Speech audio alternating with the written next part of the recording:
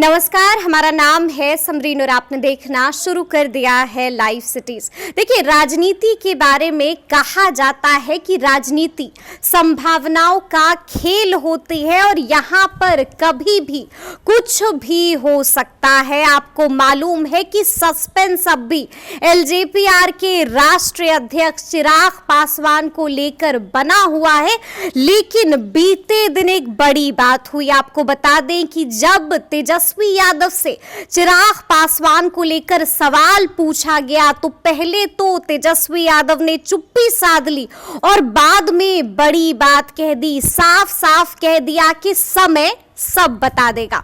तो आज हम इसी को आपके लिए डिकोड करने की कोशिश करेंगे। तो आज इस मुद्दे पर हमसे बातचीत करने के लिए सीनियर जर्नलिस्ट रवि उपाध्याय जी हैं। सबसे पहले बहुत शुक्रिया बात करने। आपको भी शुक्रिया जी।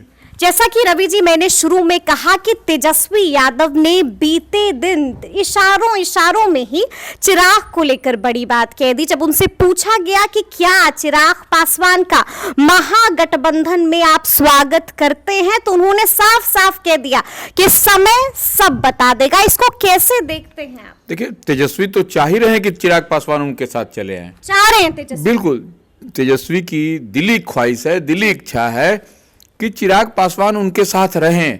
तब वो जो है सो जो आंकड़ा दिखाई पड़ रहा है ना समरीन, वो देखिएगा 50-50 का दिखाई पड़ेगा।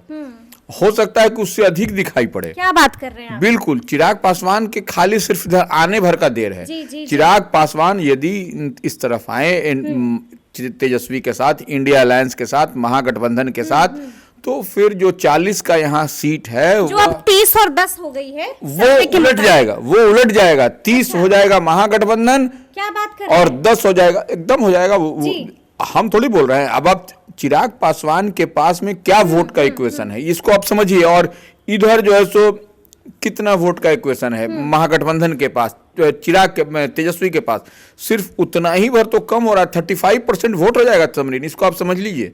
अगर चिराग इधर अगर जुड़ते हैं तो 35% वोट जो है सो हो जाएगा। तो फिर समझिए कि कहां से कहां लड़ाई चली जाएगी बिहार में।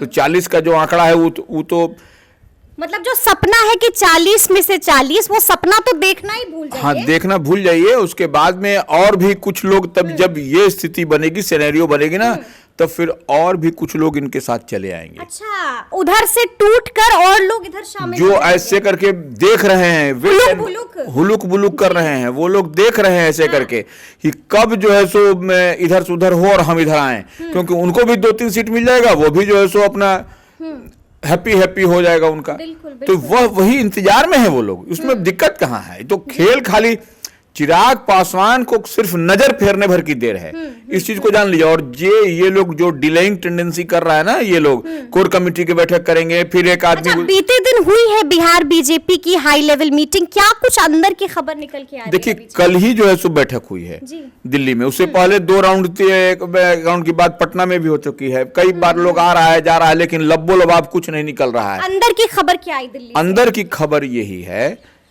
कि कोर कमेटी की बैठक में भाजपा ने अपने सीटों पर, वो जो 17 सीट है उस पर जो है सो अपना कहां क्या करना है वो सब, मतलब मुहर लगा दी है। वो लोगों की अंदर खाने में पूरी तरह से पुख्ता जान। अब सिर्फ अलायंस पार्टनर को लेकर के बात हो रही है।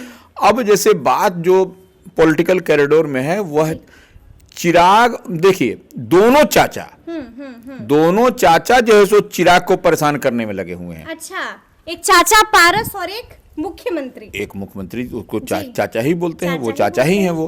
तो अब दोनों चाचा उनको लगे हुए हैं, चाचा बच्चा को परेशान करने में। अच्छा, तो दोनों बच्चा भी तो रूट कर कई बार तंज कस देते हैं। अच्छा, देखिए बच्चा क्या करेगा जब आप उसको समय पर कुछ ज्यादा जिद करने लगते हैं। हाँ, नहीं जिद नहीं कर रहे हैं। देखिए, बच्चा के लिए आदमी फॉरगो करता है, बहुत कुछ छोड़ता है। अच्छा। लेकिन ये लोग छोड़ नहीं रहे हैं। ये लोग चाह रहे हैं बच्चा को ही जो है सो हम जो है सो ये कर। अंदर की खबर क्या आई? अंदर की खबर ये दिल्ली से, देखिए अब वहां पे है कि चाचा जो है सो अड़े हुए हैं हाजीपुर के लिए। अब भी चाचा अड़े? हाँ, चाचा का कहना है कि हम हाजीपुर से लड़ेंगे तो हाजीपुर से लड़ेंगे। अच्छा जी। और दिल, दल और परिवार तीनों जो है सो चिराग को एक्सेप्ट नहीं करने वाला है, चाचा कह रहे हैं। बड़ी बात कह रहे हैं।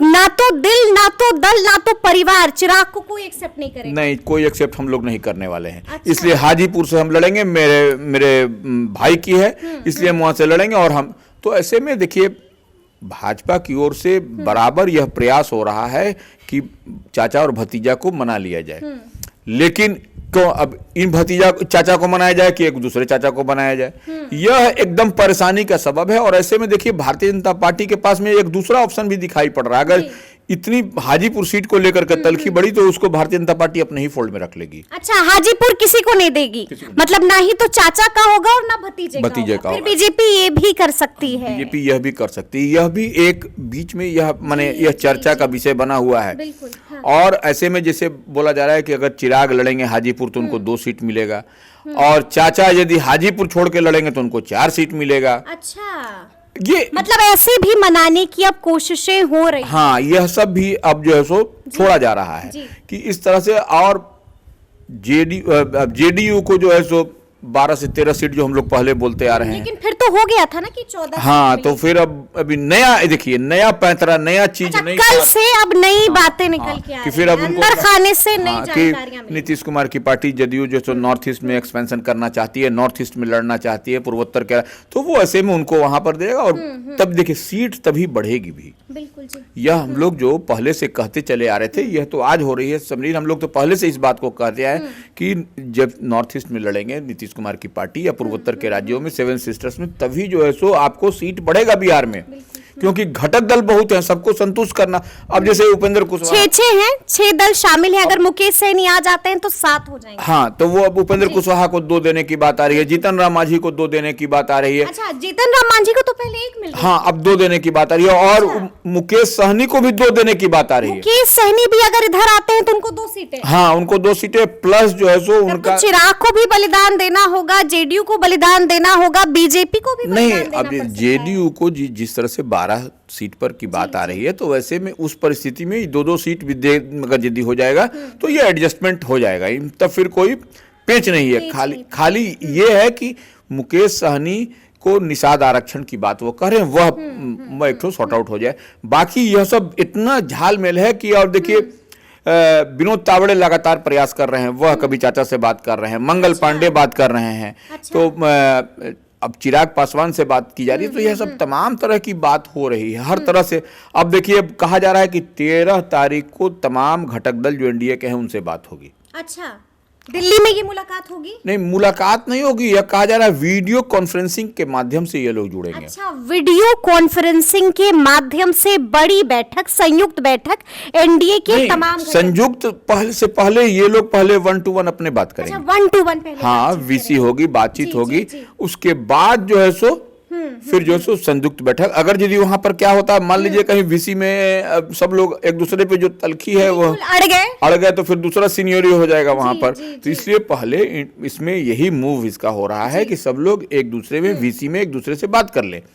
भारतीय जनता पार्टी और जो घटक दल अलायंस, क्योंकि स्टीयरिंग सीट पर भारतीय जनता पार्टी है, तो वही बात करेगी, उसी को आगे बढ़ना है। फिर उसके बाद तमाम 6 दल के नेता मौजूद होंगे। हाँ, फिर उसके बाद पहले 1-to-1 बात वीसी हो जाएगी, उसके बाद होगी, तब जाकर के आपको दिखाई पड़ेगा बिहार में। तो लेकिन बिहार में जो पेच इतना गहरा गया है एनडीए के अंदर कि इसका सुलझ नहीं पा रहा है, सुलझता हुआ दिख ही नहीं रहा है। अब कल तो हम लोग फिर बैठेंगे, फिर देखेंगे 13 तारीख को। अब देखिए, कल जो है रात में कल मैराथन बैठक हुई, बहुत लेट देर तक रात चली, प्राइम मिनिस्टर भी खुद मौजूद थे, तमाम लोग थे, 12 बजे रात तक अमित शाह बैठे हुए थे, तब जेपी नड्डा, अमित शाह, टोटल आदमी बैठा हुआ था। बिहार से जो लोग गए हैं, दोनों डिप्टी सीएम और वो मंगल पांडे, सुशील मोदी, सब लोग बैठे हुए थे। उसके बाद भी लब्बो लबाब कुछ माने कंक्रीट सिर्फ भारतीय जनता पार्टी अपने सीटों पर ही तक बात करके रह गई।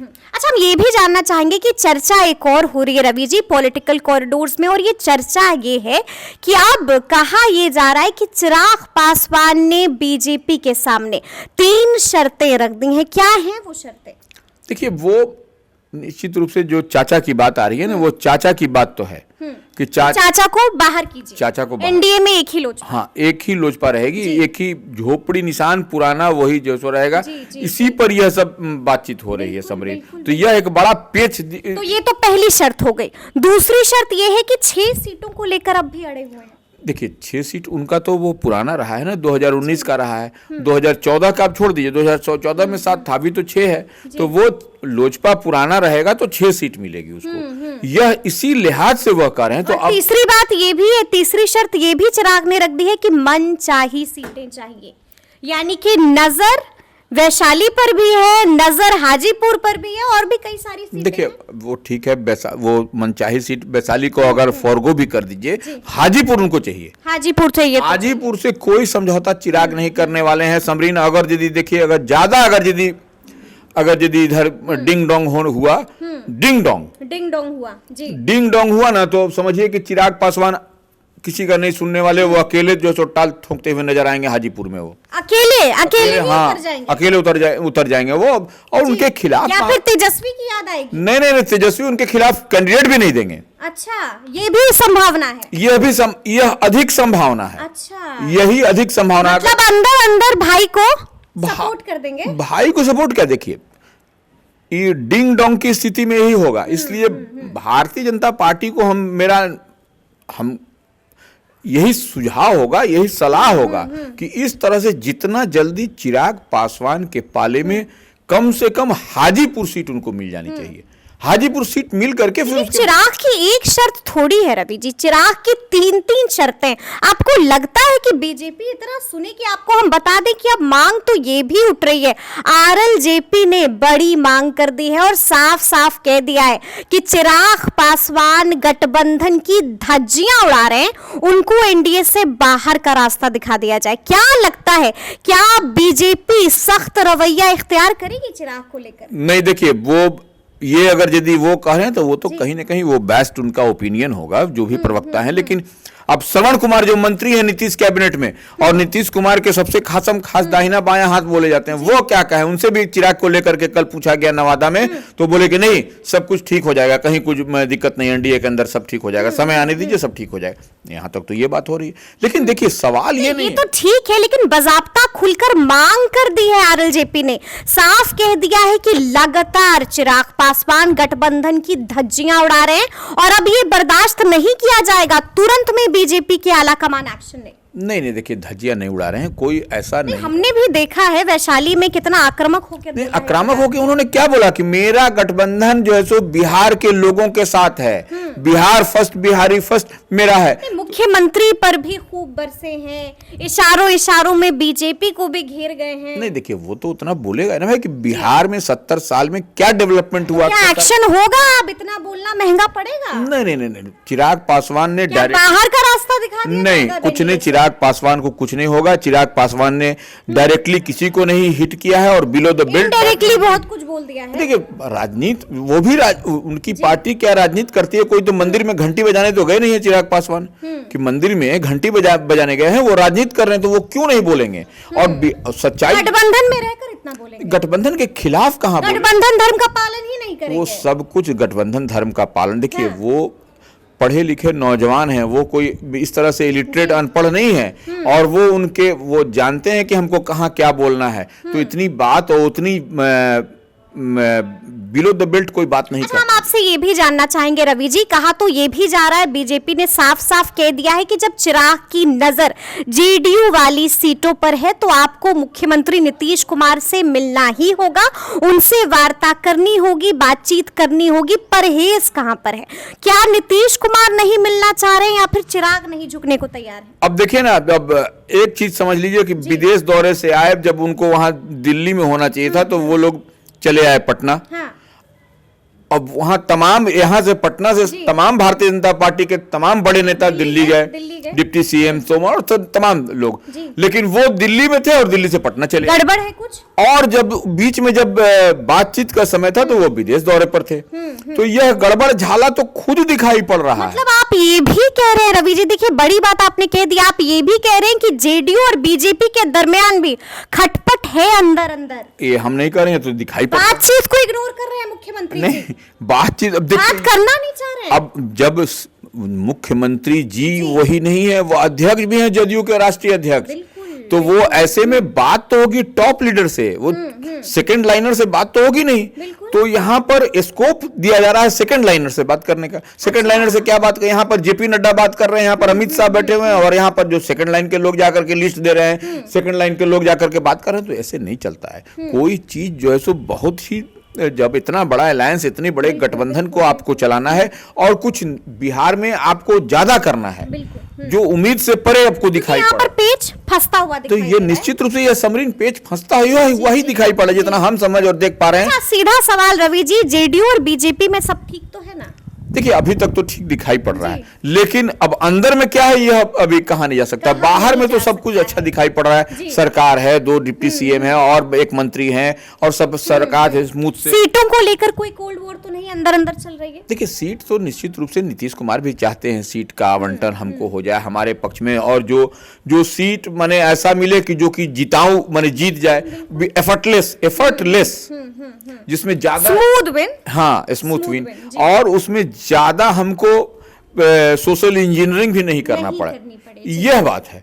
तो इसलिए लिहाज से नीतीश कुमार भी वही चाहते हैं, और हर पार्टी के, नीतीश कुमार के हर पार्टी के लोग भी यही चाहते हैं। लेकिन ये टफ हो गया बिहार में एनडीए और के लिए इस बार जो महागठबंधन है जो दिखाई पड़ रहा है पूरी एकजुटता के साथ, तो वह कहीं ना कहीं एक बड़ी बड़ी चुनौती देता हुआ दिखाई पड़ रहा है। चुनौती कड़ी टक्कर देती हुई नजर आ रही है। अच्छा, एक और सवाल जो जहन में उठ रहा है कि अगर मुकेश सहनी इधर आते हैं, यानी कि एनडीए में शामिल होते हैं, तब तो बलिदान देना पड़ सकता है चिराग पासवान को, उनकी सीटें कम भी हो सकती हैं। अच्छा, चिराग पासवान को ही क्यों बलिदान देना पड़ेगा? देखिए मुकेश सहनी के साथ में नीतीश कुमार की भी अच्छी छंती है, अच्छा, उनका भी अच्छा बनता है।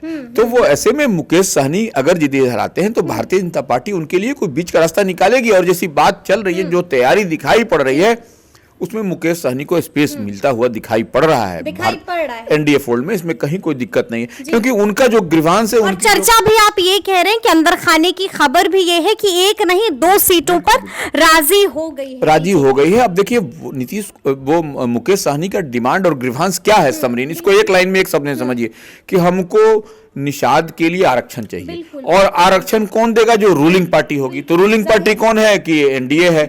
एनडीए तो बिहार में भी देना है तो यहाँ पर भी वो एनडीए है, केंद्र में भी देना है तो वहां पर भी। तो ये डबल इंजन की सरकार है, और यही उनका जो रिक्वायरमेंट, उनका ग्रीवांस, उनकी जो मांग है, उसको फुलफिल कर सकती है। क्या लगता है, एक आखिरी सवाल, क्या लगता है आपको कि फैसला कब तक हो जाएगा, और जो पिक्चर अभी धुंधली नजर आ रही है वो पिक्चर कब तक साफ हो सकती है? देखिए कल एक बार, अभी जो आज भी कुछ बात होनी है, और कल जो सो वीसी से बात होगी, वीडियो कॉन्फ्रेंसिंग के माध्यम से सब जुड़ेंगे।